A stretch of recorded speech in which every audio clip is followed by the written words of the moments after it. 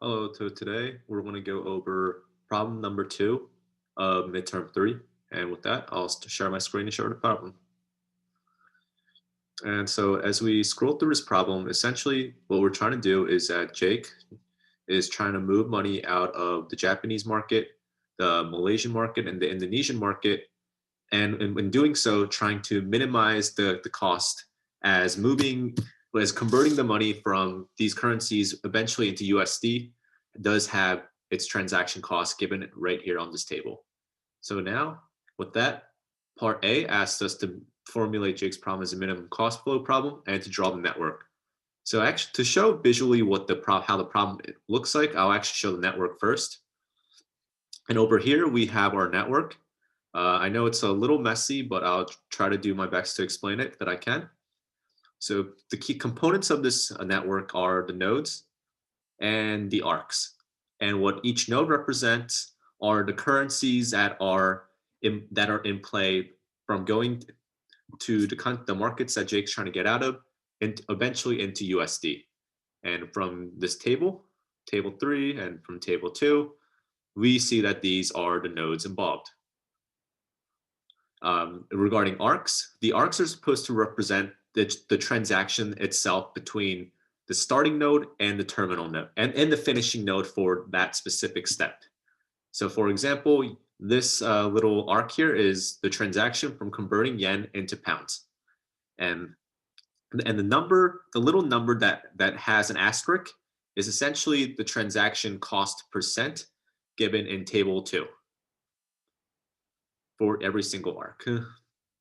And then so now to highlight the network a little more, some things to point out or key distinctions to point out are that one, we have our starting nodes in yen, rupiah, and ringgits, our terminal node USD at the end here, and our intermediary nodes in between, which are pounds, pesos, euros, and Canadian dollars.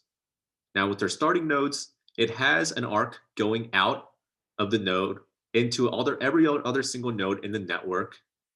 However, it only has flow coming in from other starting nodes because it makes sense that once you leave the market that you're trying to get out of, you don't really want to come back in there. Now for the intermediary nodes, it has a flow going out of its own node into every single other node except the starting node for the reason I just mentioned. Meanwhile, it has flow coming in from every other node in the network except from the terminal node. And the terminal node has flow coming in from every other node in the network, but doesn't have any outgoing flow. Now, if you look at this value here, these values here, these are essentially the values of the nodes. And how I got that is essentially by looking at the information given to us in the problem and multiplying it by the currency exchange rate. So for example, let's go to 9.6 million. How I got that is it says that Jake has $15 million worth of investments in Japan's market, or that's how much he had as little as a month ago. However, the value is what is like the Japanese yen got devalued to the point that 80 yen is worth. It went from 80 yen being worth a dollar to 125 yen being worth a dollar. So what I did was I multiplied 15 million by 80 over 125 to get 9.6 million USD dollars worth of investments in Japan for the yen node.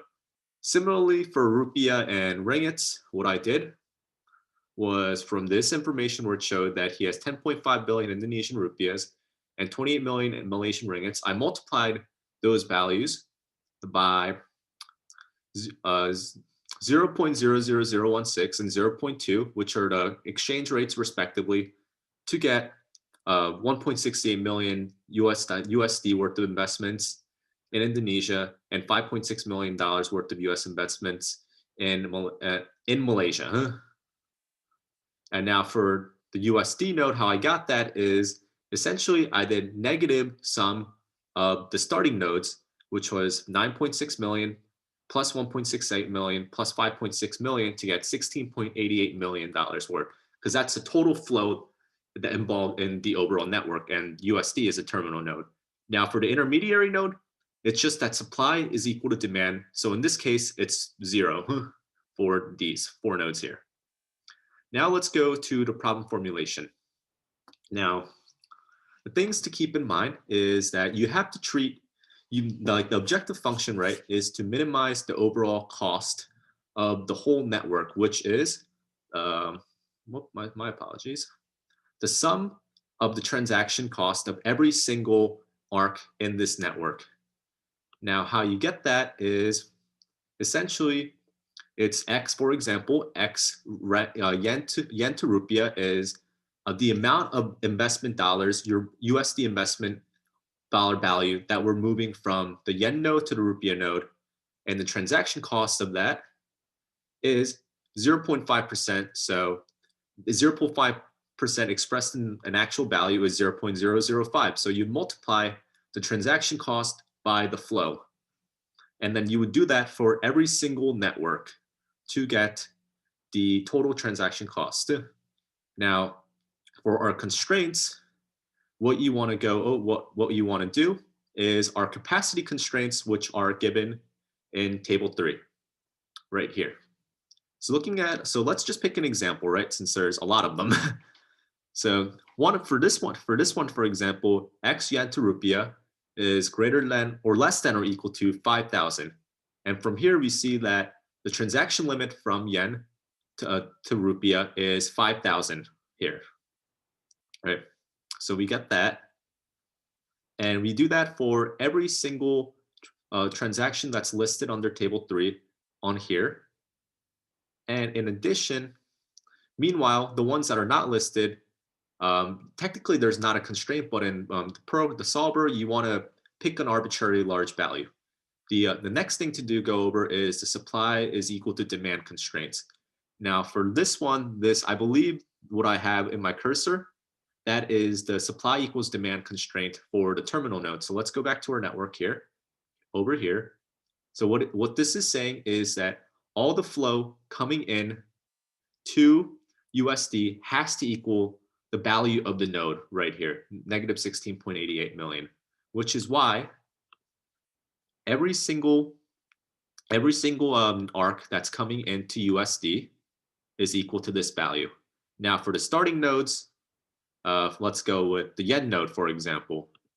We have, I keep scrolling through, but we have that every flow out of the yen network is minus flow coming into the yen network, which is only from other starting nodes, rupiah and ringgit, is equal to the value of the node, which is 9.6 million USD worth of investments that Jake has. So we also do that for rupiah and ringgits to get our supply equals demand node for the starting nodes. And then for the intermediary nodes, we know that the node values are 0. And so what we have is flow in to the pound, for example. So yen to pound, rupiah to pound, ringgit to pound, peso, euro, Canadian dollars to pound is equal to the, so we have that is essentially equal to the flow out, which is pound to peso to euro to Canadian dollars to USD. And if I can find the pound constraint, there it is, right here where my cursor is. So how I actually wrote it is for the positive values, it's actually flow out minus flow in is equal to 0. For simplicity's sake, and it's just easier for me to personally read. We also have our non-negativity constraint, which is that xi to j, so x from starting node to terminal node, all of them is greater than or equal to 0. So let's go to our IBM doc here. And in our data, and so in our code, we established that we have our nodes and we have our arcs. And our arcs contain of our from node, our starting node, our to node, which is our finished node for each process, the cost of this transaction or the process, which is just a transaction percent given in table 2, and our upper bound, which is the transaction limits given in table 3. And so let's go to our data file where essentially where I wrote out the arcs, that's exactly what it is. So for example, this thing here would be our yen to rupiah arc, which if we visualize it in our network, here, yen to rupiah right here. And so I did that for every single arc in the network with the transaction limits here. And then this is where I mentioned that even for the ones I don't have constraints, you still have to put a value. So I just put an arbitrarily large value, 1e to the 10th power, for the ones that, for the transactions that don't have a transaction limit given in table 3. So here, what you want to do is essentially you want to establish that there's a flow and that the expression, the expression that we actually care about is that the total cost is equal to the sum of all the cost of each flow, which is essentially at each specific flow, you want to multiply it, like the amount of this right here is the amount of flow. This is the cost of the flow, the specific flow, and you want to summarize all specific cases. And you want to minimize that sum, and you want to make it subject to the constraints where right here is essentially our supply equals demand constraint for all nodes. And then we also account for the non-negativity constraint essentially by making right here a float plus rather than just like a regular float. And in addition, you want it to be that the total flow that occurs overall in this network is essentially equal to the total amount of investments worth of USD that Jake has that he's trying to remove back to the United States. And right here, this is just for scripting purposes so we can read our data better. But anyway, now let's run this model. And so when we run this model, it sometimes takes a while to run. However, we see, let's actually go to my answer. Oh, just kidding, it ran. We see that the optimal solution, which is the total transaction cost. So the answer to part B here, the total transaction cost of this network is $83,380. Remember, because this model is in terms of thousands, right? And let's go to our scripting log. And what this also gives us are all the nodes that were used. So what this means is that initially from the yen node, we moved $2 million worth back straight up into the United States, 2 million worth into Canada, into Europe, to euros, and then to pounds, 1.6 million to pesos, and then on the rupiah, 200,000 straight to US dollars, 200,000 straight to Canadian dollars, and so on. And you get the picture for ringgits also. And then on the intermediary nodes, we moved $2.2 million from Canadian nodes to USD, 5.5 million from euro to USD, 3.08 million from pound to USD, and 2.8 million from peso to USD. So essentially, these were the arcs or flows that were used. And the flows that weren't used, you just assume that they're just equal to 0. And so let's go back to my solutions. And we see that essentially this is the process that was taken. And part B also asked us essentially, how much money does Jake have to invest in US bonds? Well, if Jake is liable for the transaction cost with his own money, then the company still has $16.88 million worth of USD to invest in US bonds. However, if Jake has to pay for the transactions with company money, then we just simply do 16.88 million minus the transaction cost, $83,380, and to have $16,796,620 to invest in US bonds. Now, so with that, that's part B. Part C asked us, essentially, how would we do this model if we don't have transaction limits? And so what we do is we just assume that table 3 is just irrelevant and doesn't exist, right? But the model stays the same. And so with that, let's go to our part C model. And from here, you see that the code is essentially very similar to what I did in part B.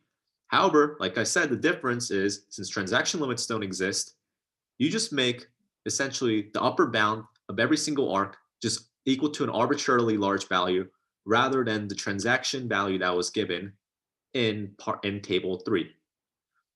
And in addition, now you have to reflect that in the total flow, in a total flow equation on here for all of them. And so if with that, that's the model. And if we run this model, we find that as we wait, actually, I'll go to my answer. As we wait for the model to run, that the cost of the transactions is $67,480. And essentially, this is what the value, these are essentially the values of the flows that were used. If we go to our scripting log, it shows specifically how it was done, what the overall strategy was, which was to move all the Japanese holdings to pounds, and then to move it from pounds to USD, to move all the rupiah holdings to Canadian dollars, and then to move it from Canadian dollars to USD, and then from ringgits to euros, and then from euros to USD. And it makes sense if there's less transaction limits that you want to minimize the amount of transactions that are done, which is why there's less transaction arcs that are used. So it makes sense. Now, so that's part C. And part D asked us, in response to the transaction limits, the Indonesian government, which I believe is the rupiah currency. Yep. Yeah, the rupiah currency, it had increased the transaction cost to move money out of Indonesia by 500%.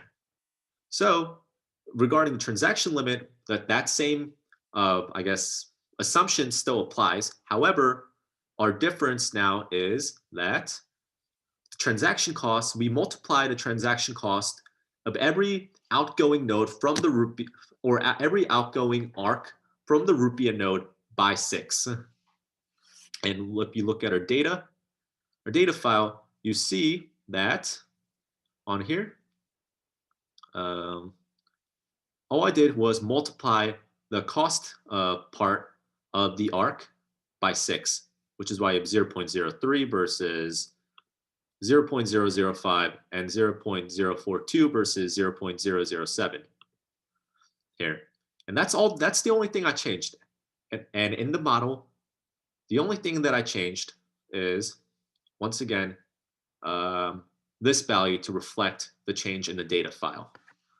And so essentially the problem formulation and the constraints are still the same for part D and for part C, which I forgot to go over. But essentially, you're still trying to minimize, like the objective is still to minimize the overall transaction cost. And the constraints that you need are still your supply equals demand constraints. And now you don't, and your non-negativity constraint. But meanwhile, you don't need your capacity constraints anymore, right? So that's the model for part D. And so let's run the part D of the model. So when we run it, right, we find that the transaction cost is 16, or no, not the transaction cost. The solution is $90,92,680. That's the overall cost of the whole network. And the flow is obviously still the same. And the logs our strategy still remains the same. It's just that the cost is now higher because think about it. From a third of the network that we use, the cost increased by 500%. So it makes sense that our total cost would increase. So that is part D. Now, part E asked us to essentially describe other factors Jake should examine before he makes his final decision. So let's go to my write-up. And essentially what I said is that the reason why Jake's trying to move money out of back into the United States, right, is because of the sudden devaluation of the Japanese yen, and because the value of the Japanese yen decreased so suddenly, it's not totally unreasonable to assume that other currencies could have the same result, especially if they're tied, if their business relations are tied with the East Asian market. So Jake should take that into account, and so he should check the exchange rates again, and maybe even do some sensitivity analysis on different exchange rates and transaction costs before doing the transaction himself. Um, Regarding the close Asian economic ties, Jake should also consider investing in maybe some safer European economies or economies that aren't tied to East Asia and other continents, such as like South America, for example, while he rides out the effects of this collapse, as doing so might have a higher rate a return on investment than U.S. bonds, since bonds are considered more so riskless investments, so the return on investment, even if it's safer, aren't really that high compared to not doing so. So with that, that is all problem 6, and thank you for your time. Hope this helps.